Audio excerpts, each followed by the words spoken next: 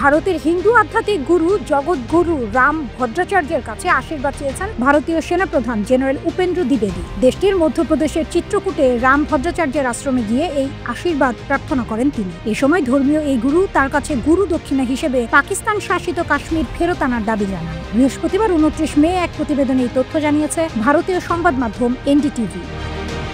সংবাদ মাধ্যমটি বলছে, বুধবারের এই সফরে ভারতীয় সেনাপ্রধানের সঙ্গে রাম ভদ্রাচার্যের আধ্যাত্মিক আলোচনা হয়। গুরু জানান, রাম মন্ত্রে দীক্ষা নিয়ে তিনি সেই আধ্যাত্মিক শক্তি লাভ করেছেন। তার দাবি, এই আধ্যাত্মিক শক্তি মহাবীর হনুমানও পেয়েছিলেন লঙ্কা যাত্রার আগে। রাম ভদ্রাচার্য আরও বলেন, তিনি একই রকম দীক্ষা পেয়েছেন এবং একইভাবে দেশের সেবা করতে চান। আশ্রমে সেনাপ্রধান সন্ন্যাসী ও ছাত্রদের সঙ্গেও মত বিনিময় করেন। এই সময় রাম ভদ্রাচার্য ভারতীয় সেনাপ্রধানের কাছে গুরু দক্ষিণা হিসেবে সরাসরি পাকিস্তান শাসিত কাশ্মীর ফেরত আনার দাবি জানান। তার এই মন্তব্য এসেছে এমন এক সময় যখন কিছুদিন আগে ভারত ও পাকিস্তানের মধ্যে সামরিক সংঘাত হয়েছে।